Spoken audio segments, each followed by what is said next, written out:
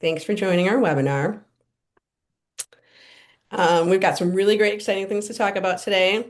This webinar has been in demand for quite some time, I think. Today, we're going to be talking about the pro challenges to help you solve your toughest floor heating issues with installation.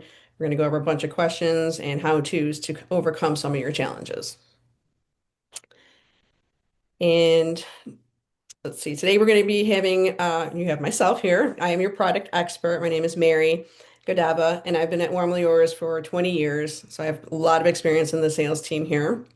I am the sales manager now, and I work directly with residential and large commercial projects. Help manage all of these types of indoor projects as well as outdoor projects, top to bottom. So a lot of those big ones come my way.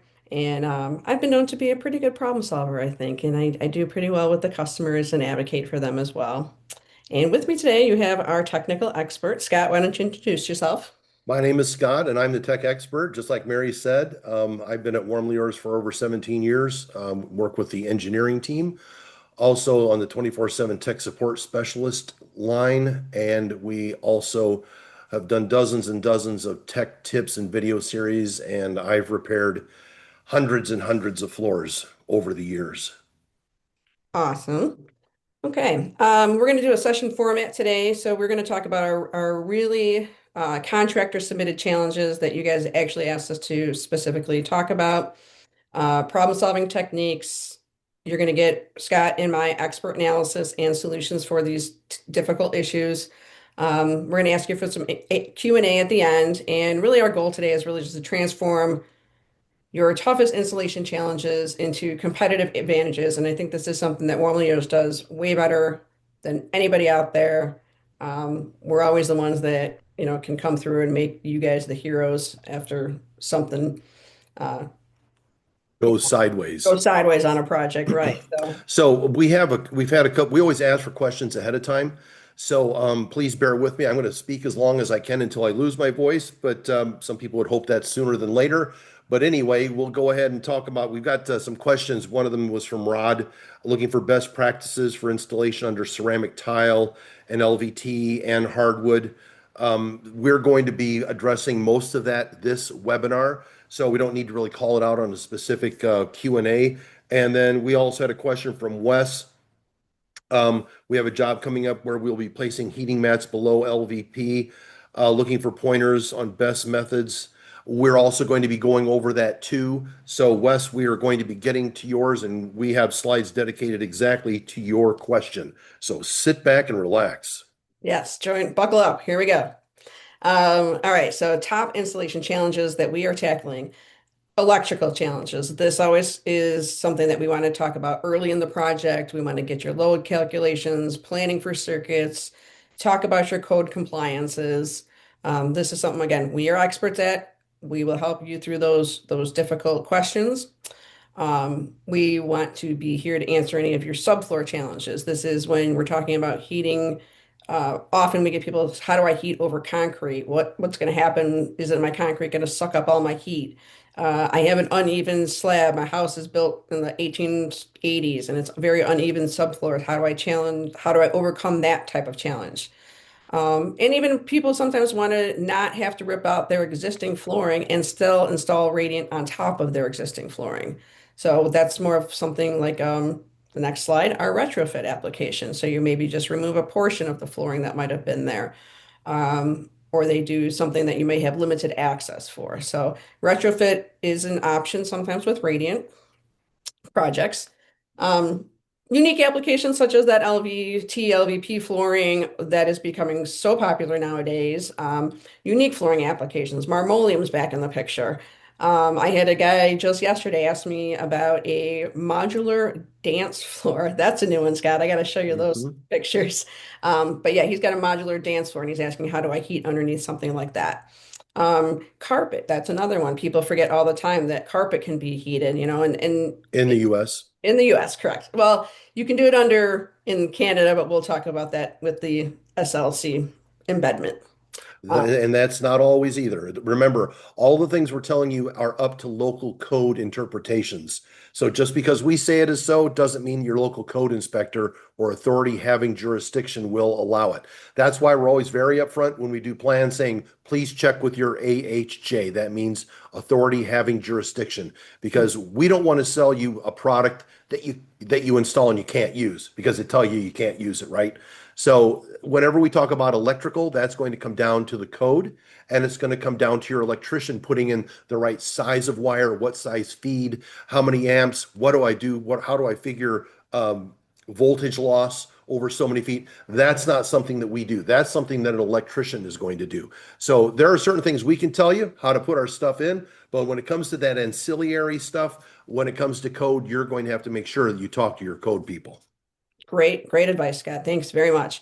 One of the other applications we get asked about quite often is hardwood. And then lastly, we are going to also talk about integrating your thermostat, home systems, zoning, and sensor placement. All right, so we have the real pro challenge, moisture-prone basement concrete. So many times, basements are now being remodeled into more usable spaces. So the challenge that was submitted is I have a 1,200 square foot basement, could be damped, uneven concrete slab. Client wants to tile flooring with radiant heating. So we have moisture management, critical for the system longevity, substrate preparation, how it affects the heat and transfer efficiency, and the proper insulation, how to prevent the heat loss to the slab. So what WarmlyYours suggests, anytime you heat over a concrete slab, to prevent that slab sucking away all of your heat that you're trying to get up into the room, we offer a product called a thermal sheet, which is about 6 millimeters thick. It's a nice thin um, sheet of underlayment material, insulating, with a 1.5 R value that can be applied to the existing slab with some modified thin set. You press it down with a 50-pound roller, really get it stuck down to that slab. Once that's applied, then you can apply on your floor heating system, following your instructions for any cement. If you're doing an SLC, you may have to use a primer or something like that first. Um, but then, yeah, so after you have your thermal sheet down, that's going to prevent that the cold suck away of your heating. It's going to insulate, help that heating come up into the room. And what that does is really help you confirm that you're going to have a nice radiant floor. It's going to be more energy efficient, more evenly heated, um, and just give you a better energy efficiency all over. Right, Scott? Yeah, that's right. And the one thing about thermal sheet is it's also used whenever you're using Environ under laminate, because that's the pad. You can never put, it's very important for that pad to be there because it cushions the Environ, which we're going to be talking about later. I just want to make sure that we don't think thermal sheet only for concrete floors. It's always used when you're using laminate too, because that's what goes on the subfloor, then your Environ, then your laminate that goes over the top. So Yeah. yeah, that's all very important when you're getting this when you're getting this basement floor prepared, get the floor flat, fix any imperfections, clean it, and then attach the thermal sheet to the concrete using an 1/8 inch V-notch trowel of modified thinset.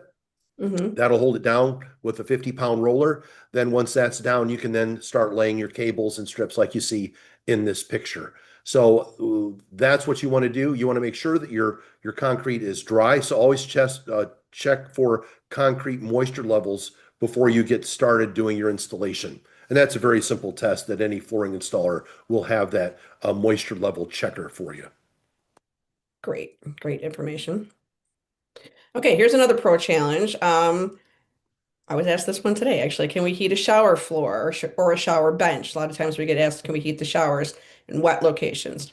So I need to add electric radiant heating to a shower. How do I ensure proper waterproof and optimal heat distribution? Um, so technical analysis, waterproofing integration. The heating cables must be installed above the primary waterproofing membrane within the layer of thin set. So if you can kind of see in that cutaway drawing right there, you've got the tile on the top, then you've got your thin set layer, and the heat mat is directly underneath that layer. So that's what we're talking about there.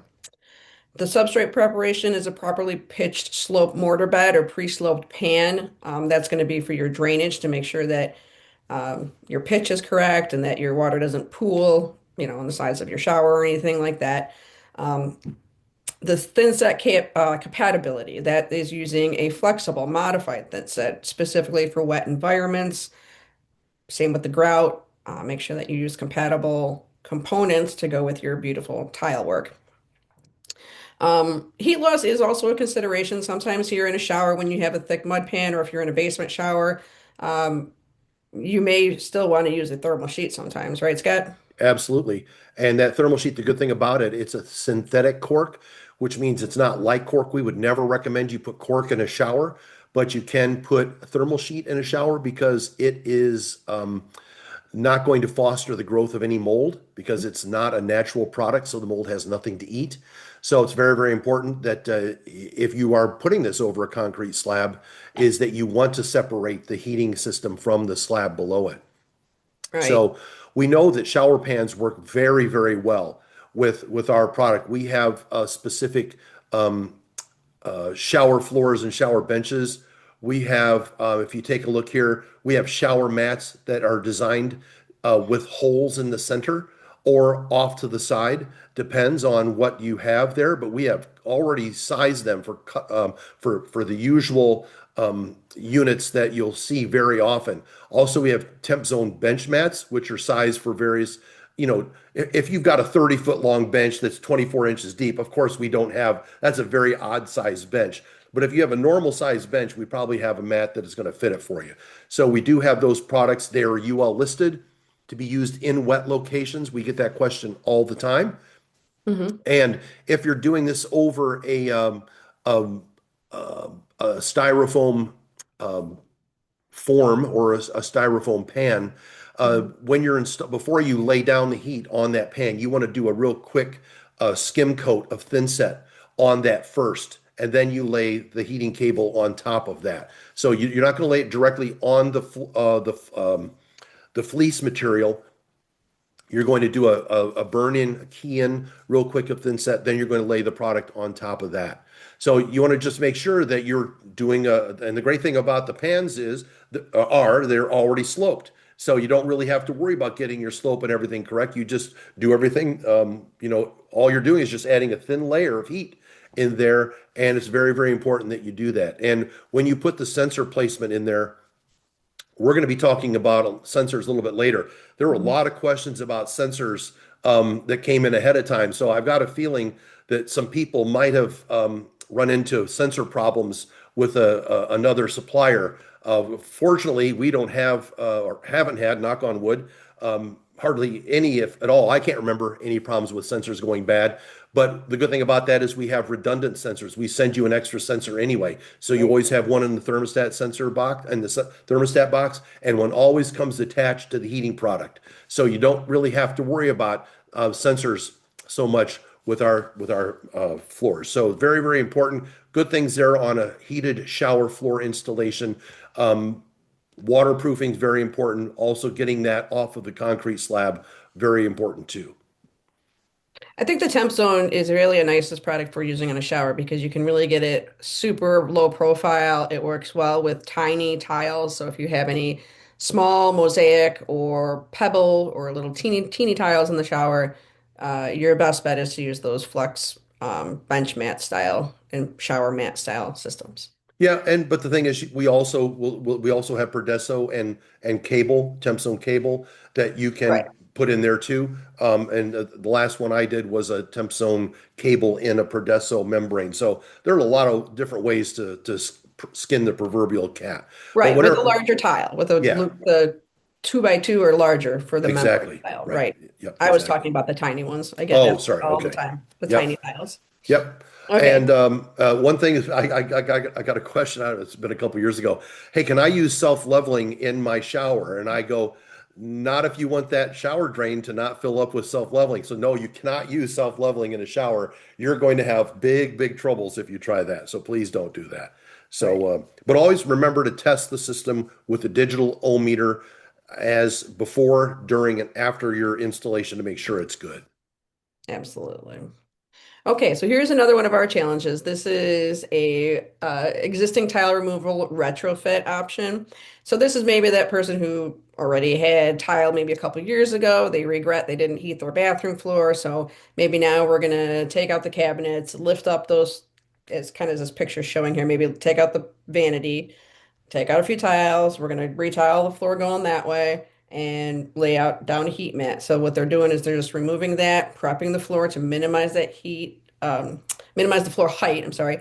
And again, what's beautiful about our TempZone products, it's super low profile. You barely even notice it in that 3/8 spread of your thin set.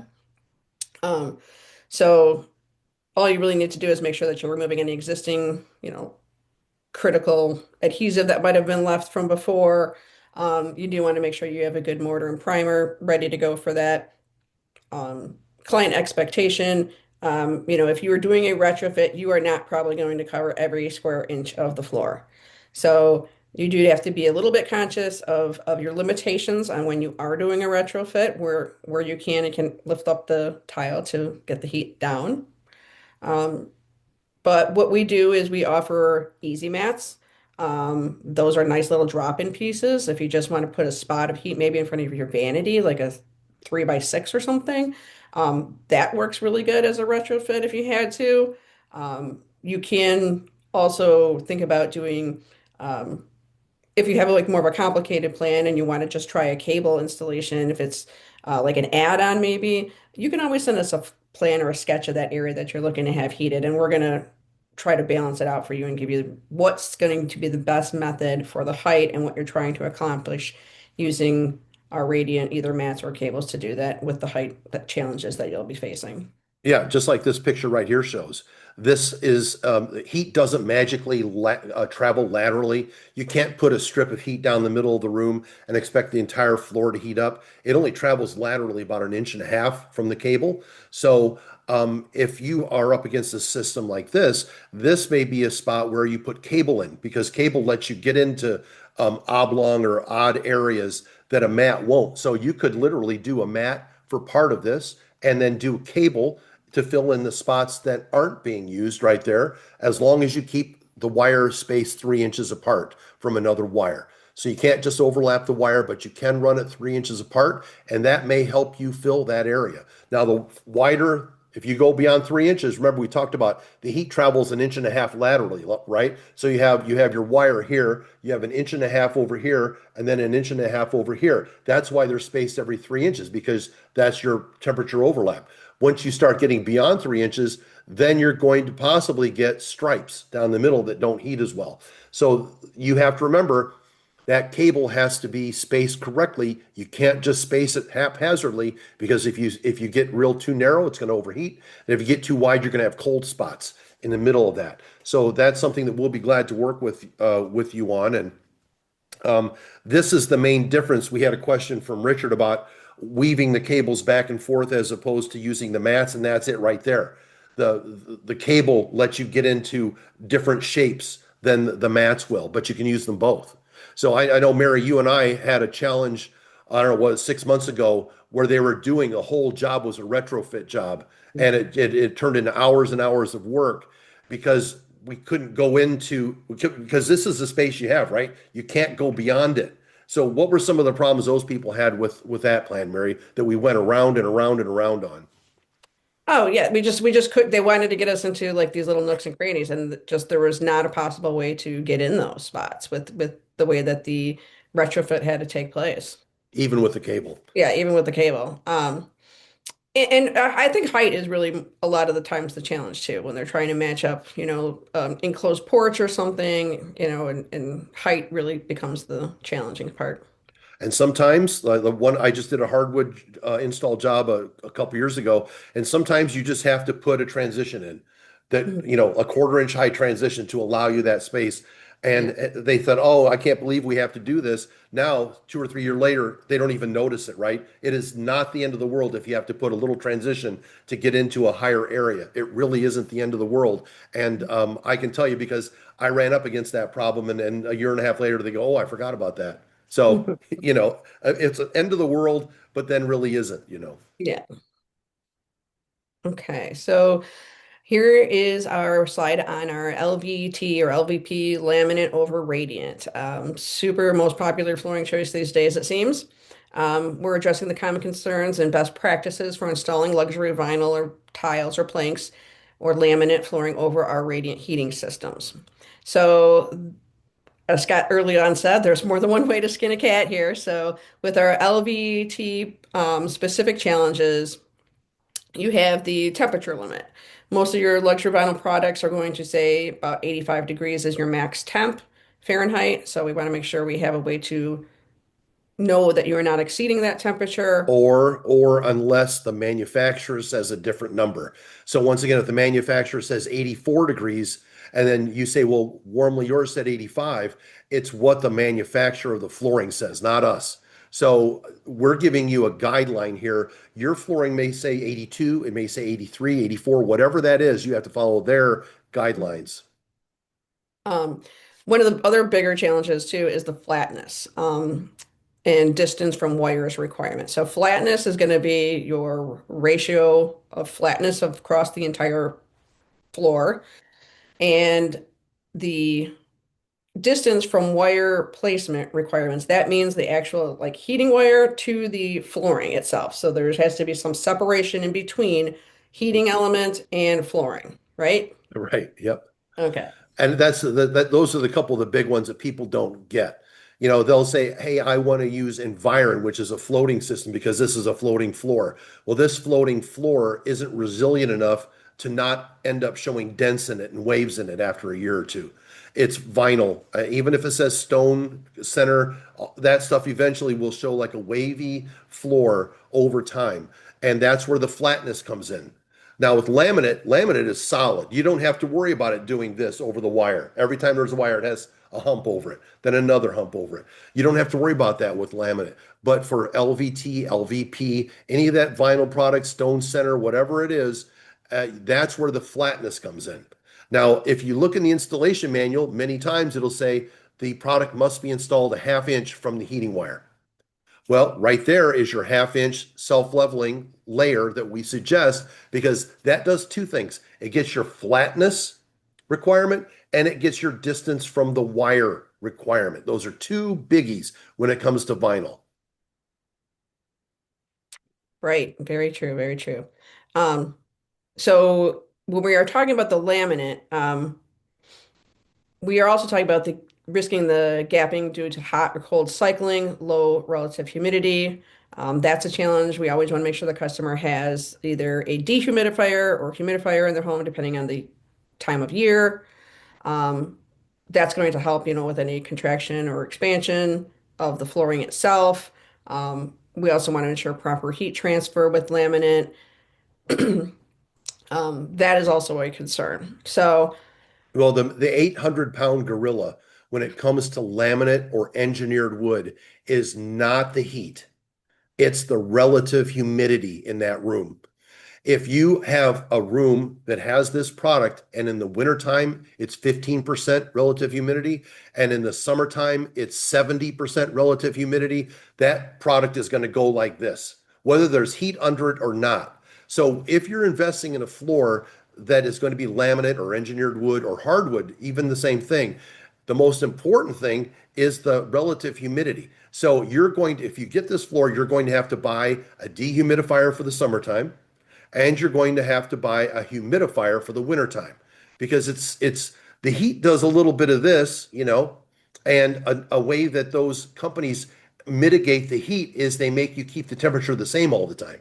So if you always heat the floor to 82, it's not going to be doing this. But if you heat that floor to 82 and then today it's 20% humidity and tomorrow it's 70% humidity, it does this: pull apart and then buckle, pull mm, apart and buckle. That's relative humidity. That's not temperature. And that's the one thing that people, as soon as they call us and go, yeah, my floor is doing this, I'll say, what's relative humidity in the room? 18%.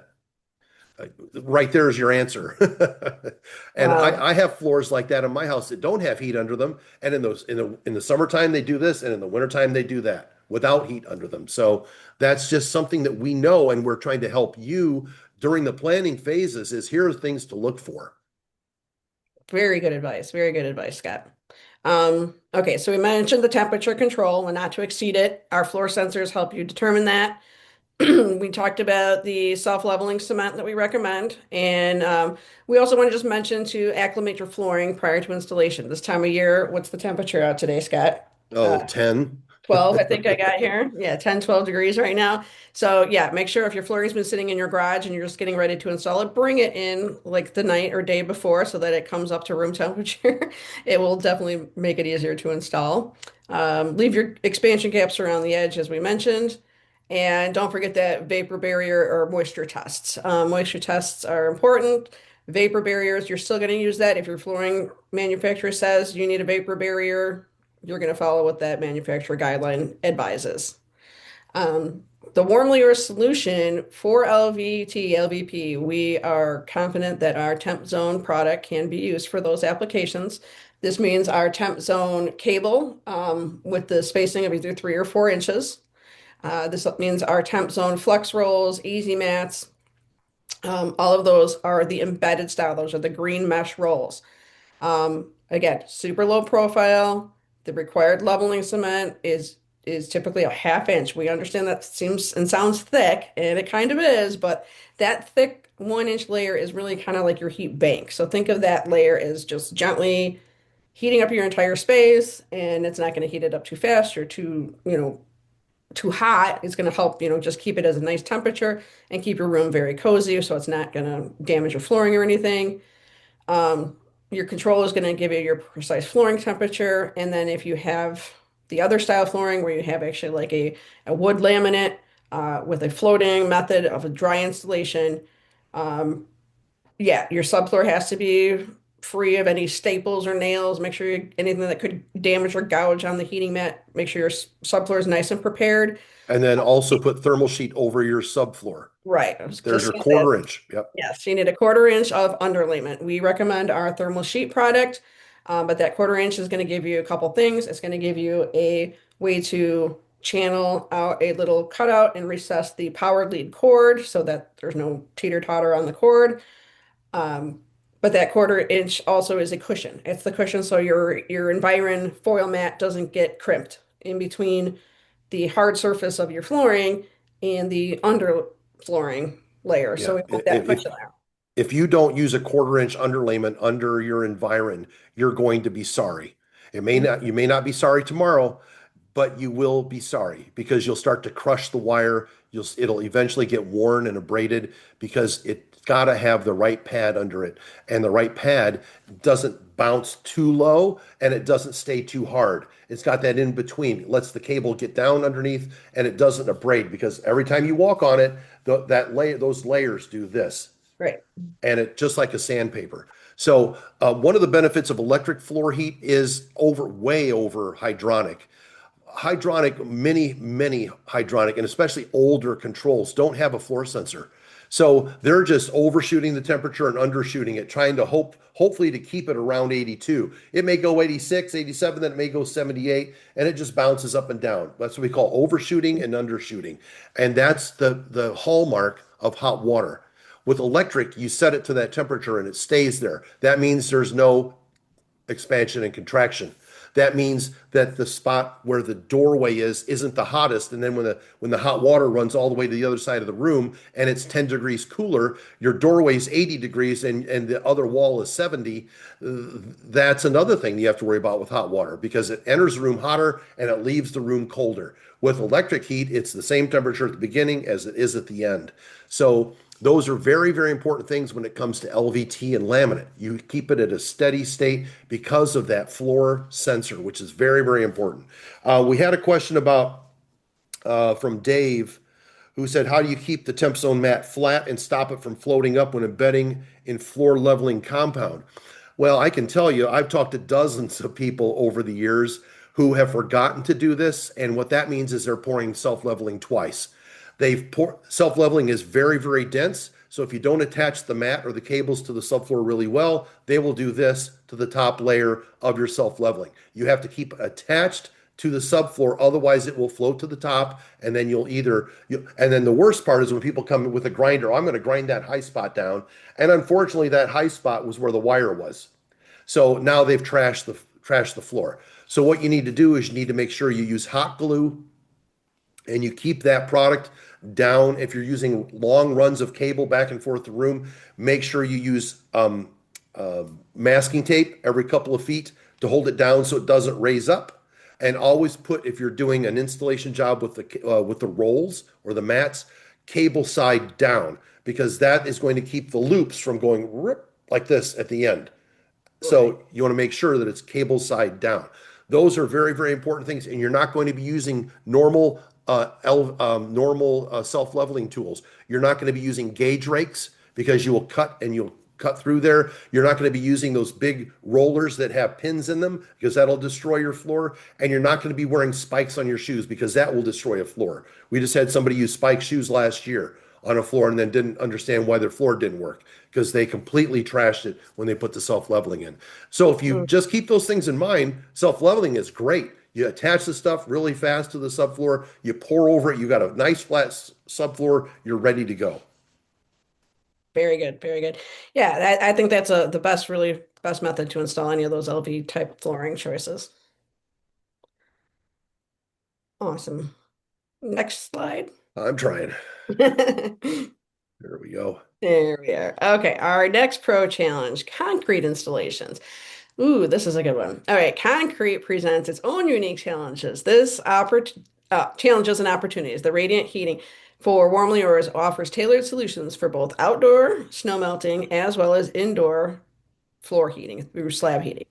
So let's talk one at a time. We'll do outdoor snow melting first. Outdoor snow melting is a similar looking cable to the indoor, but it is at 50 watts a square foot on our 3-inch system, whereas our other one would be at 20 watts a square foot on our indoor 3-inch system. The outdoor system, yes, it's a lot of watts. It's to keep your driveways, walkways, patios. Think about your, you know, sidewalks out to your hot tubs. Think about handicap accessible areas, parking spaces. We do these commercially in front of hotel spaces, um, loading dock areas, gates that have to be free of ice to be able to slide open. So there's a lot of good applications for snow melting besides just your huge driveways. We do automated systems. This is going to help you prevent that snow buildup. So the system's going to kick on automatically during the snow event. You don't have to worry about turning it on yourself. This solution is great to help protect the lifespan of your new driveway or patio or brick pavers. You're not going to need to use that salt. You're not going to have the scraping of the blower plows on the driveways. So that is a really pro advantage for using a electric radiant driveway or system on your outdoor uses. The main thing is you're going to have a dry driveway with no black ice. So if you Mhm. have somebody out there with a plow and they're plowing, there's always going to embed a little bit of snow and a little bit of ice into that concrete layer right on the very top. And you're never going to get rid of that. But with the electric, it will actually melt that, it will evaporate, and you'll have a completely dry surface with no black ice forming. Yeah, so outdoor is an awesome thing, and as we know this year, people are getting clobbered with those ice storms in the southern states. So I'd like to hear from some southern folks this coming fall. Be willing to put in some snow melting for the upcoming years. And Uh, a hint for people that because we're supposed to be getting, that we may get snow again this year, we don't know. But if you know, all of our systems allow you to manually turn the system on to get it started if you want. So what you can do is if you know it's going to snow, you can turn your system on an hour or two ahead of time, and that way the surface is nice and warm when it does start to snow, and then that stuff won't accumulate. We have an anonymous attendee who's asked some questions about stuff we talked about five or six slides ago.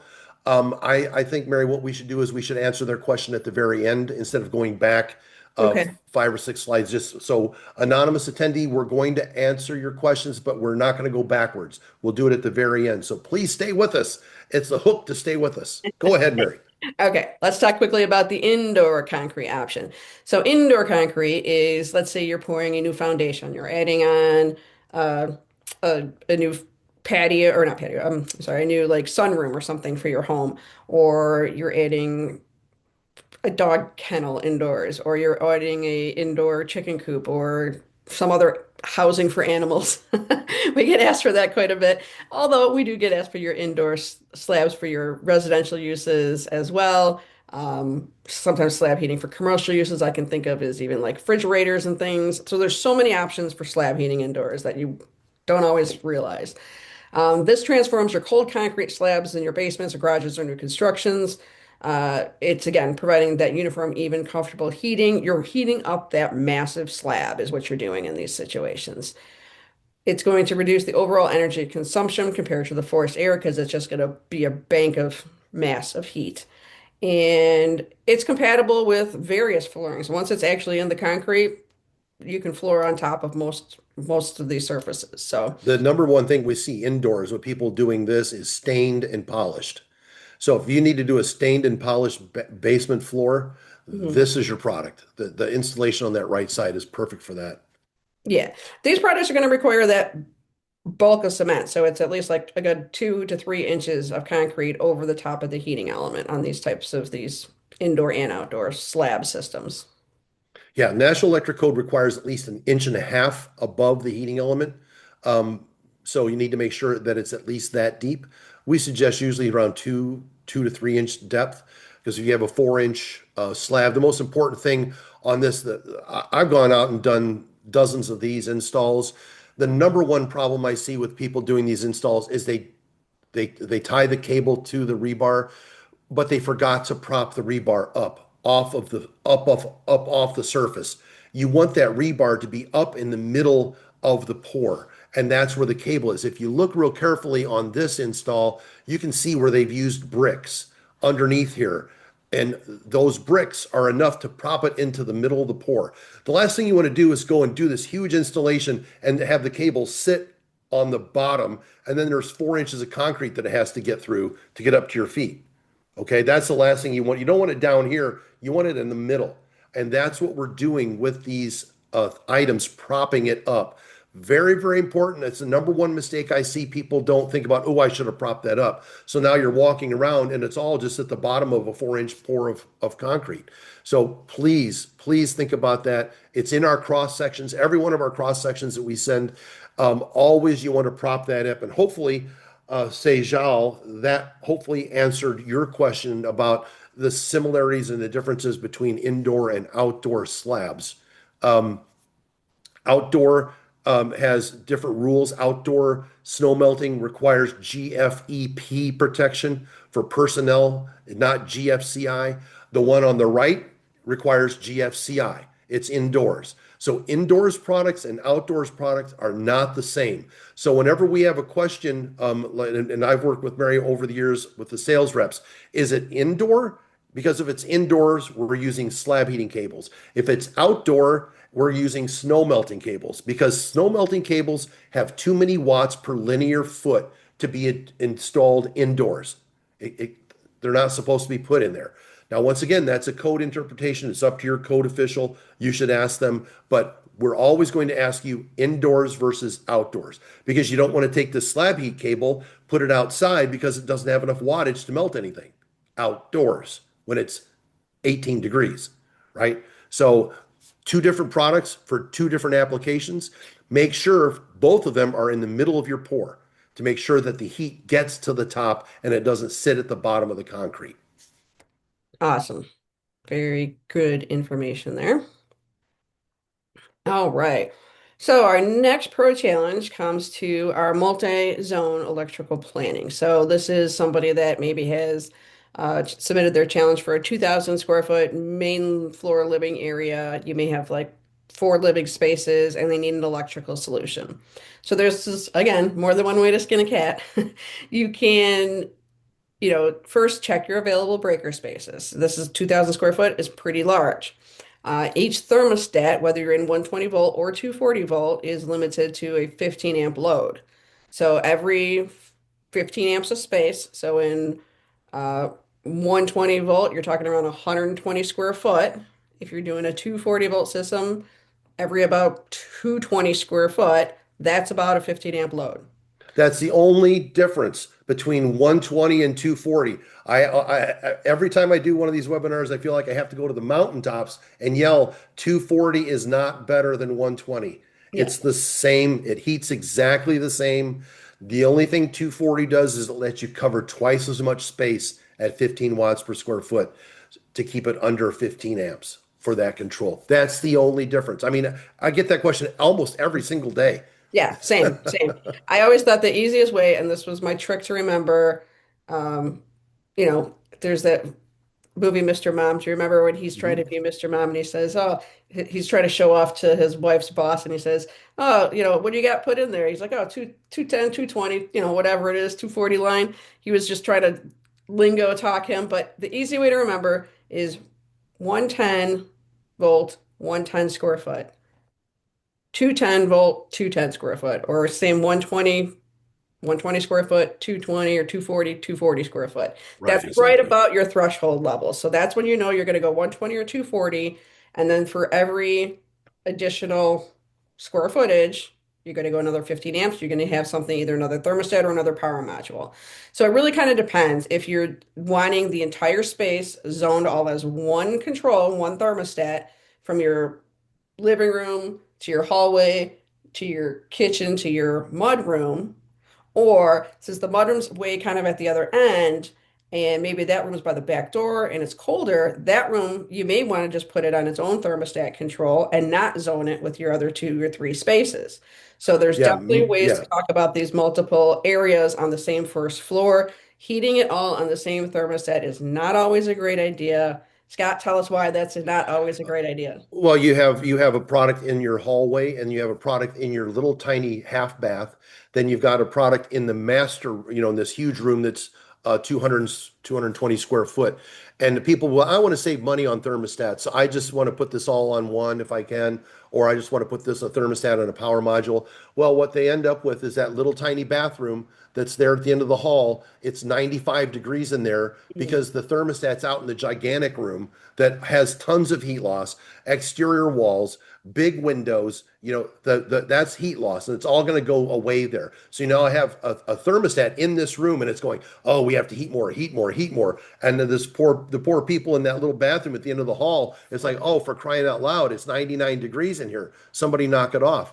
So that's why you don't want two disseparate areas being heated by the same control. Oh, I'm saving lots of money. Well, now which do you do? Do you have the gigantic room set to 60 because that room over there is 90? Or do you set the thermostat in the room that's 90 and now the people over here, it's 50 degrees? So that's why you put a control in each one so you can dial them up and make them comfortable. And you're not really saving much money by eliminating a thermostat. I mean, I think you and I talked about a job like this, what it was a couple weeks ago, right? Yeah. And it's you still need the same amount of circuits. It's not like, you're saving a circuit or something like that. And it really, if it's a remodel, you're probably really making it way more complicated for the wiring. These thermostats and power modules, either way, they need a dedicated breaker, right, Scott? Yes. So you still have to make the home run there. Um, I personally, I think sometimes, yeah, putting it on multiple ability to control temperature would be pretty important to me as a homeowner. So I always want to suggest talk to your clients about that. Follow your code compliances. Sometimes they're not going to want to put all the thermostats in the rooms because they're not fashionable, and I want to put them in a closet, or I want to put the thermostat power modules all in the utility rooms. Well, yeah, You have to check on code because that might not be code compliant. yeah, Because a lot of the National Electric Code says you have to have a disconnecting means in that room. And usually that's the thermostat. Your thermostat is your disconnecting means. And if you're heating that space, you need to have some way to turn it off. It can't be, oh, it's really hot up here. Hey, can you go down to the basement and turn this break? So you need to make sure your code compliance is there. Very, very important when it comes down to that. So yeah, each one requires its own breaker. So Mhm. if you're going to do a bathroom, let's say we're going to shrink things immediately and go to a bathroom that's 52 square feet, you don't need 240 in there because the 240 circuit breaker takes up two spaces in your breaker panel. Right. A 120 only takes one. So you're using up all this space. And when it comes to this gigantic room, the first thing I tell somebody is, do you have any spaces in your breaker panel before we even get started? Because if your breaker panel is completely full, then you're going to need another service, Right. right? Absolutely. Absolutely. So Yeah, we will tell you all those electrical requirements when you do get your smart plan from us. So fear not, we have you covered. We got a question, isn't 240 more efficient and cost wise? Absolutely not. You are charged by the wattage you use, not by the amperage you use. Right. So 120 watts, 120 volts heats exactly the same as 240. There's no, It's no, not any energy efficiency. It's not going to be cheaper on your electric bill. absolutely. But great question. Yes, we get that very often. All right, so selecting the right thermostat for your clients and yourselves. Um, we have a couple different options to choose from. We have the smart home integration with our new Wi-Fi thermostat. This will work with your Google, Alexa, Amazon, Google Assistant, and your Alexa, Amazon. That is great if it's maybe a remote or vacation home or something like that where you need that Wi-Fi capability. Our trusty old friend here, the reliable Inspire Touch programmable. That's a really nice unit because it is pretty user friendly. You can walk up right to the face of the unit, tap on it, wake it up, push your buttons up or down, program it right from the unit. Uh, Incredibly easy to program. If you folks have been in this business for a long time where you had the old thermostat where the doors open up and you had all these buttons that you had to up, and down, and all these, mechanical things, this is so much easier. This is the one I suggest to everybody that's had an old thermostat that is not working any longer and you don't need Wi-Fi, then this is the one you want because it is so easy to use. Yeah, definitely the great model. And then we have our set it and forget it model. This is our user-friendly option, no programming required. You simply just tap the unit to wake it up. It will illuminate as you kind of just see like the temperature, the little up and down arrows in that circle. So your circle is your on and off, arrows are your temperature up or down. That's great for, maybe older folks or maybe even like kids' bathrooms or something. So you don't want them to deprogram anything, or let's say it's even like a guest bathroom, something that's not used very frequently, just when guests are there. That would be a good model. Um, And this model also is very good for floors that are not allowed to be set back at night. And a setback temperature is what a programmable thermostat does. With a programmable thermostat, you say, I want it to be warm during these hours. And then during these hours, I want it to be cool. Okay. Well, hardwood floors, laminate floors, engineered floors, LVT floors, they don't want temperature swings. hmm, So your manufacturer may say, you can set it to 82, but there's no setbacks allowed. That's the terminology you want to look for. That's the keyword, setback, because setback is used to cut the temperature overnight when no one's on it or during the day when no one's on it. So if you have any of those floors that I just mentioned, you are not going to want to buy a programmable thermostat because you can't program it. You simply set it to a temperature and keep it there forever until spring. And then you lower it a couple degrees per day until you turn it off. And in the fall, you turn it on and raise it a couple degrees until you get up to the temperature. But you can't go 82, 65, 84, 65 with some of those products. If you have that situation, you want the non-programmable thermostat. yeah, basically manual is what we're saying. Go back to a manual unit that's Mhm. just going to remain constant. Um, the fluoro sensor, here we go again. Fluoro sensors, we've mentioned this little guy a couple times. Uh, we offer one thermal fluoro sensor inside the box with your thermostat. So when you receive your heating cable or mat, you are also going to get a spare or backup. This is now complimentary from WarmlyYours with your heat mats or cables. This goes for the TempZone products and the Environ products, packaged with your cellophaned up roller cable, you will find a little black sensor wire. I believe we even have a sticker that says, "Don't forget to add your sensor wire." So the installer will find one with the heating unit element, and then the other sensor will be in your box with your control. So you no longer need to purchase a separate spare unless this is, again, a retrofit option where you're maybe not replacing a thermostat, so you don't have that extra spare sensor. If there's any reason for redundancy, you're very much welcome. I believe they retail for about 12 bucks. So no big deal if you'd like some extras. Some folks like to just buy a couple extras to have in their toolbox in case one gets lost or misplaced. So I highly recommend that if you're a regular installer, next go around, purchase a couple extra sensors to have with you. And we're Uh, going to talk more about sensors in a little bit. okay. Integrated GFCI protection. This is another one we get asked all the time on the sales side and the technical side, the GFCI. Do I need it? Do I need a dedicated circuit? My mat is so small, it only pulls 1 amp or 2 amps, you know. What is our answer to that, Scott?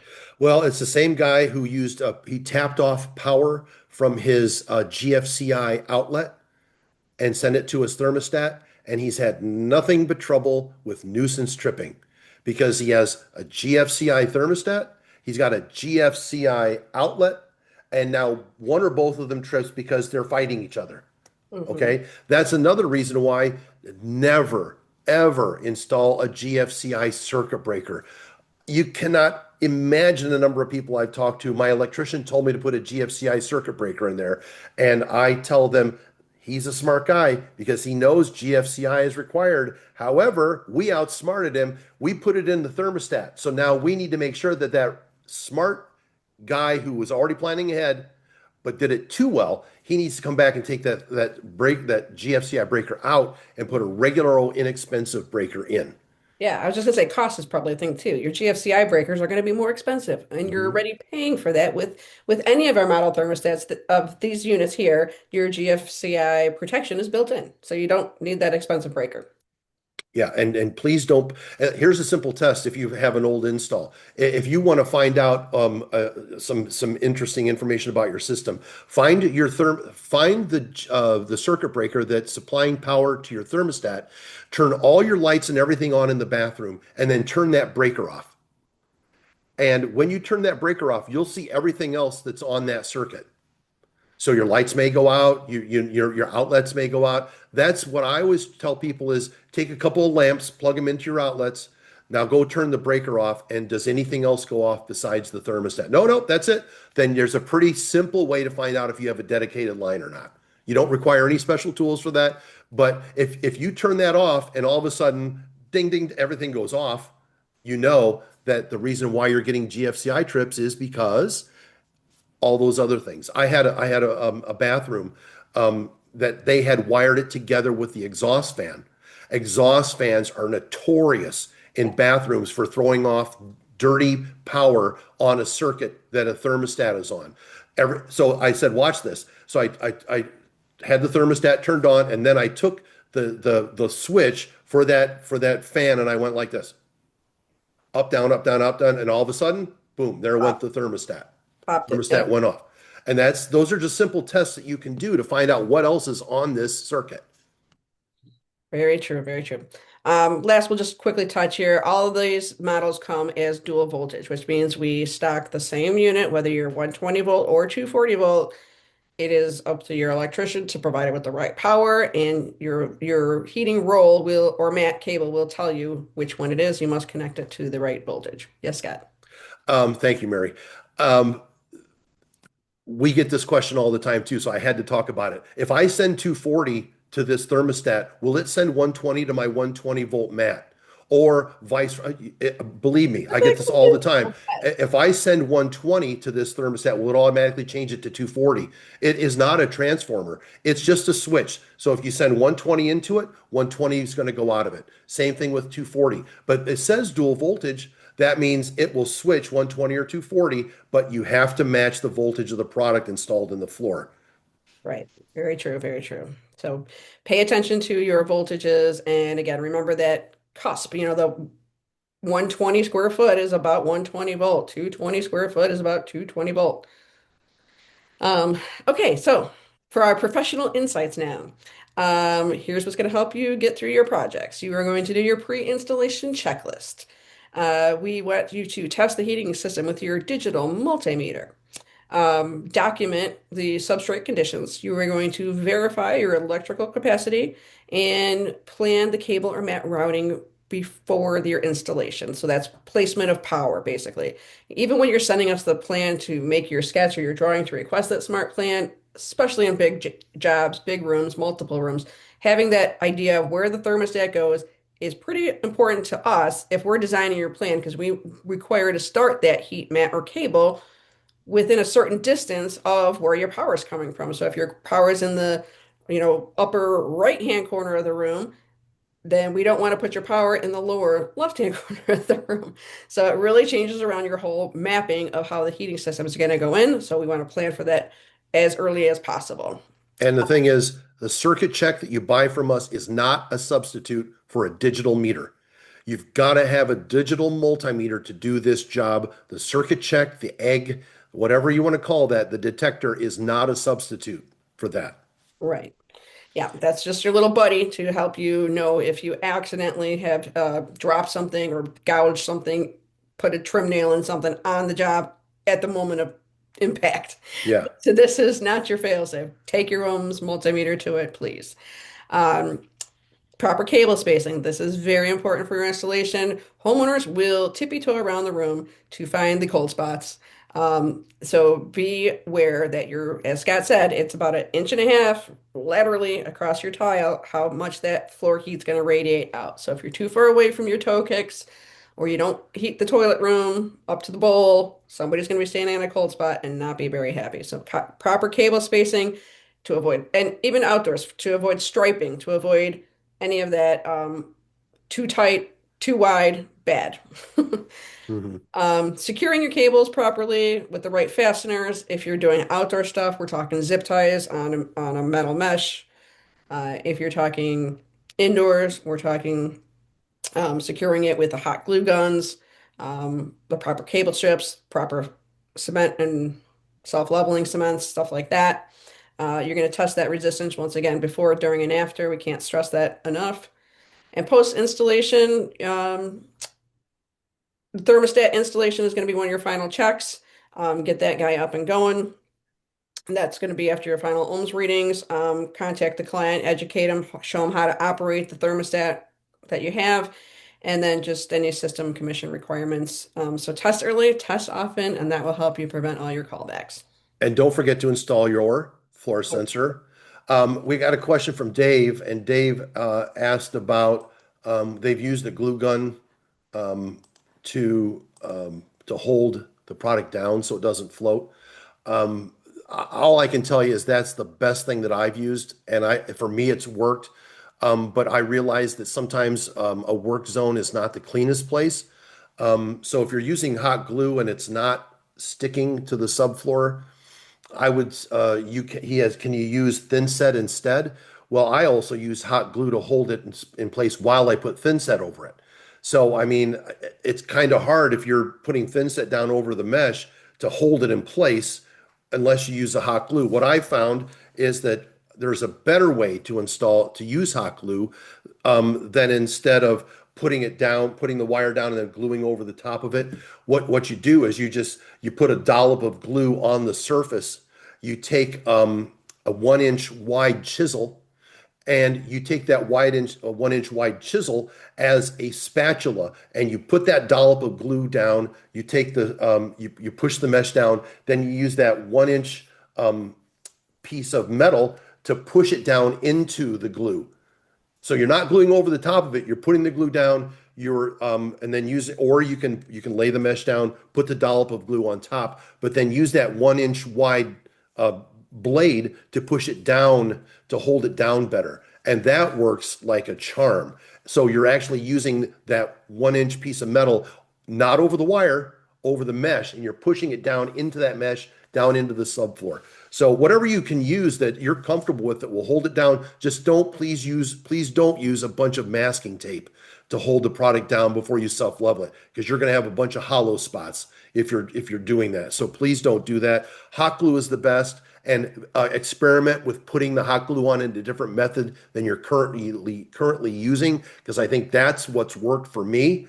And Mhm. third of all, if you want to use thin set, you're more than welcome to try that too. So hopefully that answers. I second the spatula recommendation. I had a guy tell me that he took his wife's cake decorating spatula and she was not happy about it. I said if my husband took my cake decorating spatula to lay tile or grout or cement or something, I'd be upset too. But he's like, it's the best tool I've ever found to spread this. Yep, spread it thin. That way it dries faster too. That Yeah. you're getting that thin layer. All right. So something new for this year, we are wanting to introduce you to our new friend Ray. She is our new AI companion. Ray is going to be on our website in various places. You're going to see her around. She is going to help guide us through how to get your smart plan, how to get your custom layout within 24 hours. This is going to include your electrical specifications, your material calculations, is all provided within this smart plan. We're going to show you how that precision mat is placed, the thermostat requirements, the power requirements, the component identifications. We're going to even let you know if you maybe want to check this with code. We're going to make any little notations on your plan that are going to be very crucial for you and your installers and crew to check to make sure that this is going to fit your project as designed.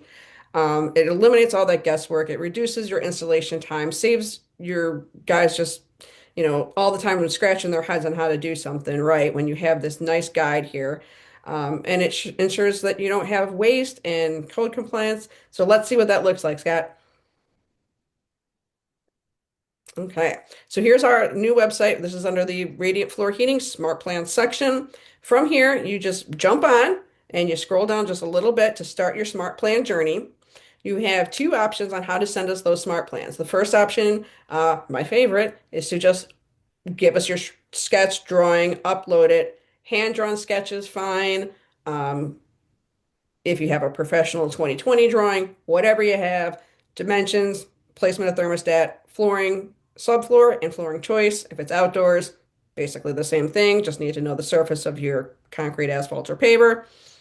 Or you can go, excuse me, to our online design tool. The online design tool is a fun way to sketch out your room using our neat, drag and drop tools and configurations to actually submit a digital drawing to Ray, our new designer, and she will send that out to our engineering team, who's going to then give us this expertise quotation back.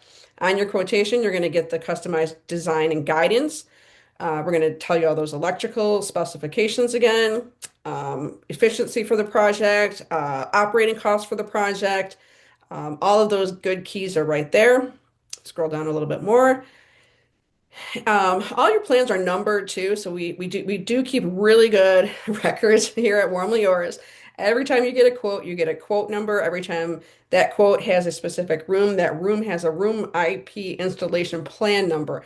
Very crucial for how we keep track of how many times a room may get revised or just simple ways. So if you've got a installer on site and he's got a question, our toll-free number is right there on this beautiful guide of how to do everything and the information, your ohms readings there, your voltage is spelled out there, the room name is spelled out there, the size of the cable or mat is spelled out right there. So there's as many things as we can possibly think of to help you not make a mistake. We try to incorporate in these beautiful plans. We even show you the heated area spaces, which is a little bit sometimes different than what the cable drawing looks like, so the homeowners really get a good visual. This is such a helpful tool to have the smart plan for your records, for the homeowner's records, for when the homeowner sells the house to the next guy. If there's ever a troubleshooting down the road, having your installation smart plan from WarmlyYours. I can't tell you how many times in my 20 years that I'm dealing with a homeowner that I sold a job to in 2008 who is literally now just getting to finishing her installation. And she's the most lovely lady to work with. But if I didn't have such good records, I never would have found her project and how to help her, 18 years later, here we are, or Yeah, whatever. and exactly. It's like yeah, people that at the very beginning, they want to figure it out themselves. Oh, I got so many square footage. So if I do this, I divide by three and I divide by four or whatever to get the different spacing. Just send us this. It's so much easier, especially if you're a beginner. It is so much easier. Yeah, yeah, we will really help you take all that guesswork, and we will help you be confident in what you're doing, and your confidence will show through to your customers. Um, the other thing you get at Warmly Yours is someone like me. You get your dedicated account reps. Um, all of our reps here, my team is really great. We've all been here tons of years. I can't even, I mean, nobody's new. No, no, nobody's a rookie. So yeah, use your dedicated account managers to help you guide those difficult questions, and they will help you get those plans. Our turnaround is typically like 24 hours. There's no reason that you can't send us a plan and be ready to present to your client the very next day. And if you need to call us for assistance, it's much easier for us to help you if you got a drawing, an installation plan done. Because if you don't, we're all shooting in the dark. right? And that's why it's so important when you call is we're going to ask you, do you have an installation plan? Because as soon as I see an installation plan and this person tells me something's going on with it, I Mhm. usually can look at the plan and go, well, I can see a couple of areas that you might want to look at, right? So Mhm. it's like something that I can help you with. Without the drawing, okay, all we can do is guess, right? Right, right. So yeah, very true. Use your dedicated account reps. We'll be here for that. We'll also be here to help you place any orders. Um, and we also can help you meet. We do some training as well. If you want to do some like, one-on-one Zoom stuff with your account managers, please let me know or let your account managers know, and we will get that set up for you. Um, Lastly, we want to go over real quick is that you will get a complete delivery of the system. This is all your heating components. You get your smart plan. We conclude the smart plan in your order. So it actually goes to your job site. That was something we thought of years ago because, oh, what good is it to give a designer a floor plan if it The doesn't designer would take that floor in plan, put it in her the folder? shelf. I'm going to file this, and okay, you guys take this away. Yeah, Oh, and I'm going to send you the thermostat later too. Don't worry about it now. So they go yeah, without the sensor. yeah, it was kind of a thing that we said like, yeah, we need to be putting a copy of these floor plans inside of every order. So with your packing lists, look for your floor plans, make sure your installers know this because if your guys don't know this information, they're not even looking for it either. They're thinking they're just here to put it in. They maybe haven't seen this before. They don't know that we provide such great services. So let them know that we shine above all of the other floor heating products they've probably ever put in with all this great information that we're able to provide them. We have the warranty documentation in there, and of course, our toll-free number for 24/7 tech support is always in there. So, WarmlyYours has been around for decades and decades. I'm hitting in my 20 years. Scott's hitting his, I think, 17 plus years. So, we'd love to earn your business if you're not with us yet. And if you are, we thank you so much for being with us all these years. And I think what else we got there, Scott? That's Ray. There's Ray. Is that the end of it? No, I think we got more after Ray. Oh, okay. Look at that. We've got some pro tools for success. Okay, so we've talked about our multimeters. We've talked about our circuit checks. We have talked about our concrete testers. We have appropriate trowels. Okay, that's always good. You're going to follow the trowel for your size tile, right? Roller. We did talk about the roller for the thermal sheets. Anytime you're installing over concrete with a thermal insulation sheet, get a 50-pound roller to make sure it's well stuck and adhered before you pour out your cement. Um, Masking tape, securing, hot glue, staple guns, as discussed already. Let's see, we have our support resources, 24/7 technical hotline. We have the best in the industry, starring our lovely Scott Rosenbaum, installation video library. Those videos are key, guys. I mean, there's so many good tips and tricks in those videos. Please check out our new video selection. You can sort them so much easier than you used to be able to. So please check it out. We have awesome troubleshooting guides, emergency protocols. Um, WarmlyYours really does document everything, photos, callbacks. We will help you get through your tough times. So be at ease. We are here for you. Um, these are the common things that we help people all the time with. It's that system's not heating. What is it? How come? My thermostat, is it just a programming error? Is it a incorrect sensor placement? How about circuit breaker issues? How about damaged heating elements? What do we do with all those things? Yeah, Warmly, so when it comes down to a lot of installation stuff, when you're doing an installation, if you have the choice of taking, you have a bucket that weighs 50, 60 pounds full of thin set. And if you have the choice of putting that 60-pound bucket with the sharp edges on the bottom, we all have those buckets at home, and you put it down. If you have the choice between putting that down on the cable, or if you have a choice of putting that on top of a piece of cardboard on top of the cable. You always want to put a piece of cardboard on top of the cable before you put that heavy thing. People ask us, there's a problem in my floor. How could this have possibly happened? Oh, I can give you a laundry list because I've seen it. I've done it myself. I actually cleaned my trowel mistakenly. I always hit it on the ground to clear it. Well, the problem is I forgot. It's like, oh, I sell electric floor heating wire and I just missed the wire. And I go, I've got to quit doing that. So it happens to people who even know the wire is right. there. You're going and somebody says, well, I watched all the time. Well, you're not going to see somebody doing this, but you may not notice somebody cleaning the grout line or putting down a heavy bucket of thin set or putting somebody comes in, hey, I've got to work on that light real quick. I'm going to put my ladder here.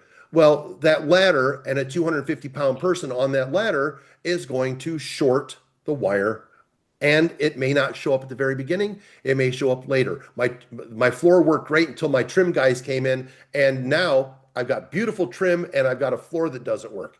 Or the trim guy just put in this fabulous door stop. Well, that fabulous door stop is drilled right through the wire.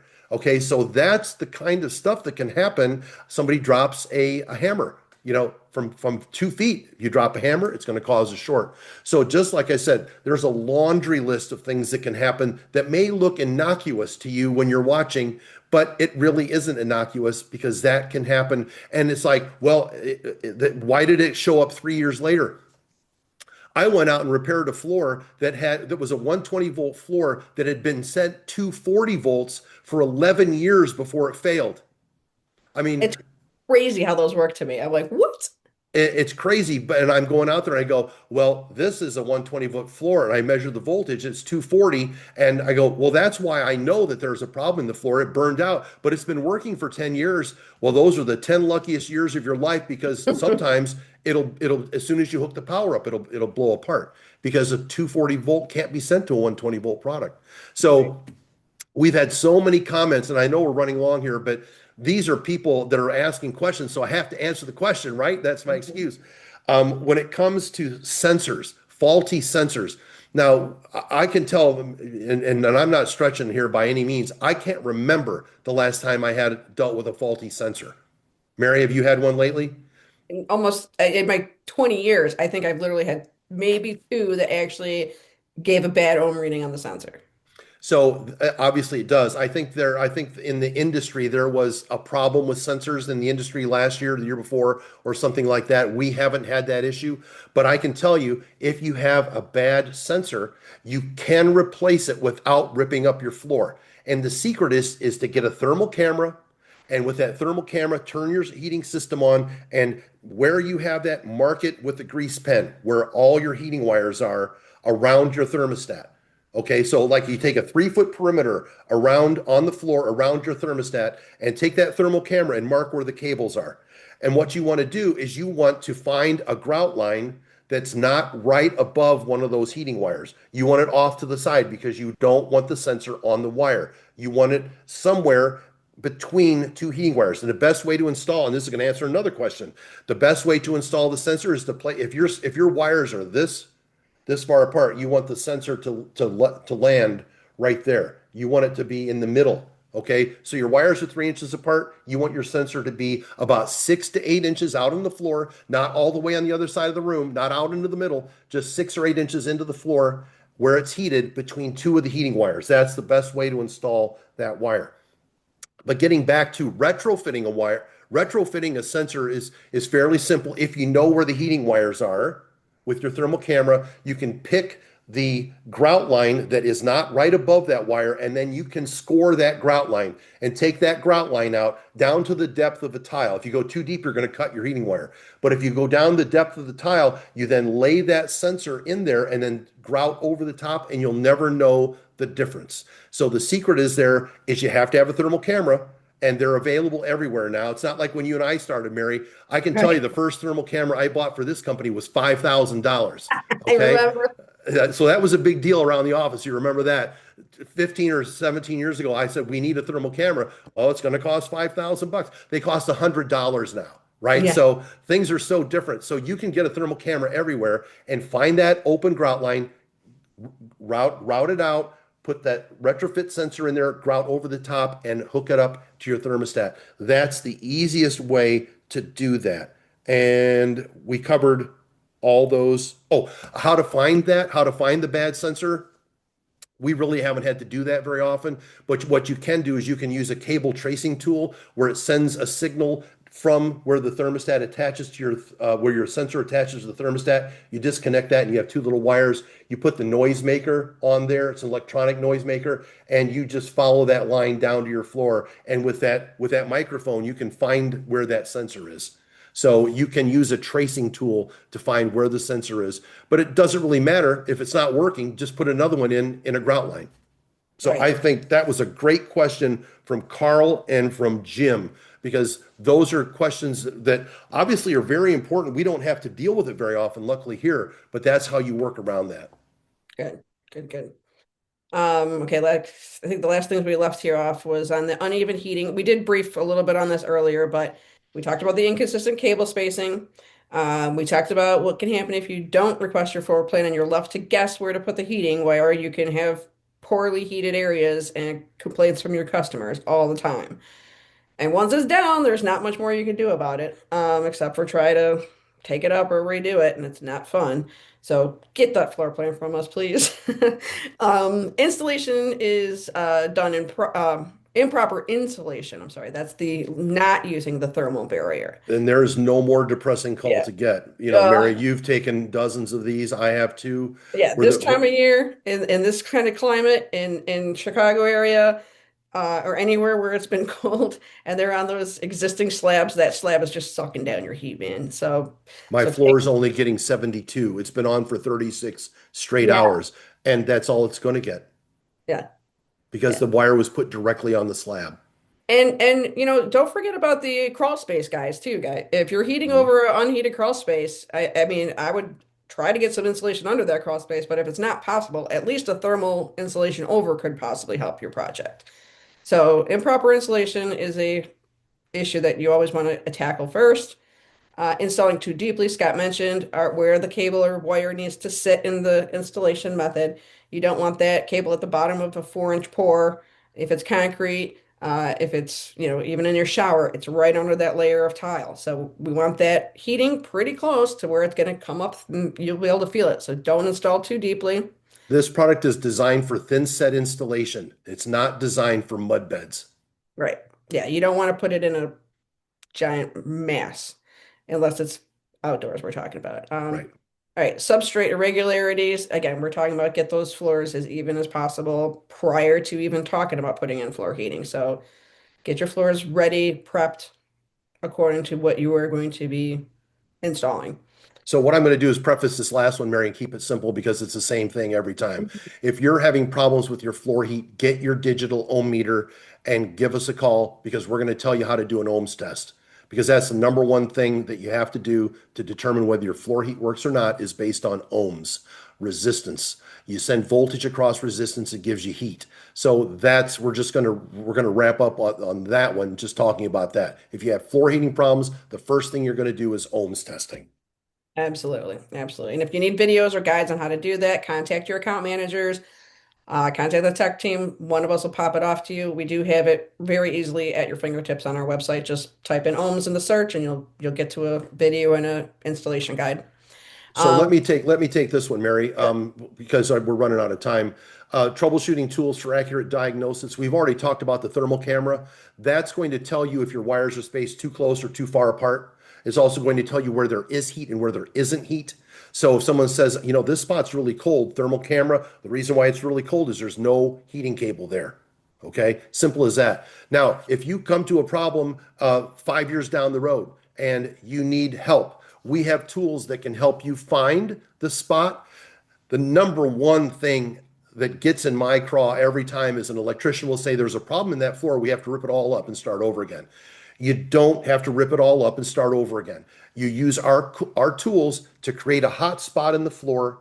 You use the thermal camera to see that hot spot, and then you break up that tile or two tiles, and you break them up, lift them up, fix your cable, and put two new tiles down or one new tile down, and that's it. You don't have to replace the entire floor.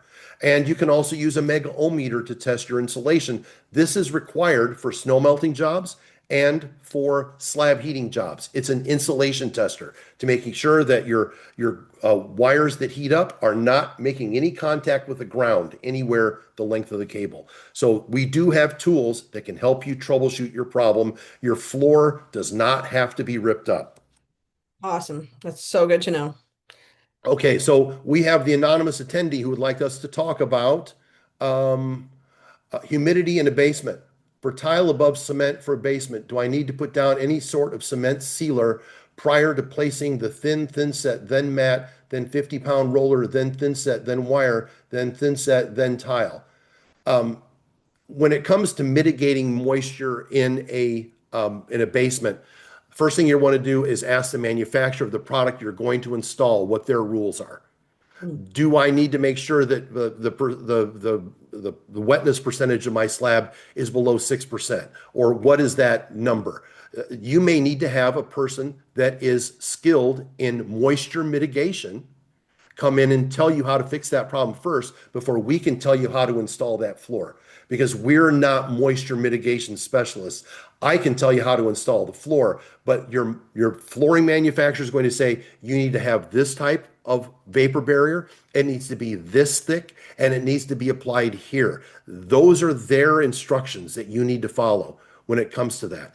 Once you comply with their requirements, then we're going to tell you where to put the heating cable, hopefully on top of thermal sheet. So you can put the thermal sheet down on the waterproofing they tell you, put the thermal sheet down on top of it, put the cable on top of it, and then attach the cable to the thermal sheet, and then thin set over the top. And we've got tons of drawings that show how to do that, Mary. So if you want to get a hold of Mary or someone in the sales, we can get that information to you. The second question is, after this tile install atop the thin set wire mat, are there any weight concerns for the tile due to the mat that is underneath? The mat you don't have to worry about. The mat is not going to get smashed because it's completely encircled by thin set and tile. So you're not going to get it to compress. You don't need to worry about that. So that's a question we used to get a lot. We don't get it really very much anymore, but the thin set and the tile is going to be the support that you're not going to squeeze the mat, and you don't need to worry about that. Right. If you are doing laminate, if you're doing LVT and you're doing Environ, the last thing you want to do is put a pool table on top of that because there's nothing to support that weight, right? But when you're doing tile, the tile's on top, surrounded by thin set, and that cable's not going to get smashed. So that is, hopefully that answers your question. Moisture mitigation, follow the rules of the flooring, follow where their layers are required, product you have to use, and once you get that mitigated, then we can tell you how to build your layers, and we've got cross sections that we can send you that. So hopefully that answers your question. It's a very good question. We've got another question from Jonathan. Would it work on a paver installation? I'm hoping that's outdoors. Yes, we do pavers all the time and snow melting with pavers.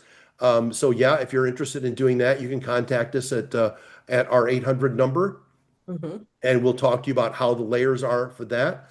And so hopefully that answers that question. And I don't see any other questions. Do you, Mary, see any other questions? I do not. But yeah, I just Okay. want to remind everyone if you are looking for a quote or need some explanation on how to install it and which product matches up with which flooring choices, definitely reach out to your sales reps here. Anyone can help you. If you don't have a dedicated rep, reach out to myself. My name is Mary, and I will get you a rep to work with. And she would love to meet up with you at a roller derby contest. And we can take my antique car, one of my antique cars there, Yeah, and we'll watch Mary go around in circles all day long. that would be great. All right. I think that wraps it up, guys. To continue your success, don't forget our 24/7 technical support. We have our professional resources available online and by phone. Use our videos, our technical sheets for all your best practices. We do guarantee our quality in our work. We are industry warranty leaders. We have the best technical and customer service support, if I do say so myself. Yeah, we're supporting the entire industry too, because It's we're pretty out much. there, we're sending people tools to fix our competitors' product too. Oh yeah, we get plenty of those phone calls, plenty, Yeah. plenty, plenty. And somehow we still manage to really be able to provide those, you know, floor plans and quotes within 24 hours. We can usually get your orders out within 24 hours. So there are so many advantages to sticking with a great family-based company like Warmly Yours for success, please reach out to us. Yep, and there's all of our phone numbers, social media everywhere, Facebook, Instagram, YouTube, X. The next webinar, Mary, there is at the bottom. What's that one going Yes, to we will be? be coming up in February with our bathroom tile heating installation fundamentals. So if you are a beginner or just want to brush up on your tips and knowledge of how to do tile installation for underfloor heating, again, we'll be probably featuring our membrane and cable style systems and how to really do a luxury, gorgeous bathroom. And that's it. That's it for us today. So thanks so much for joining our Pro Challenge Solve Your Toughest Floor Heating Installation Issues with Mary and Scott for our conclusion of our January webinar. So thanks for joining. Bye, Take everyone. care. Stay warm. Yes, stay warm.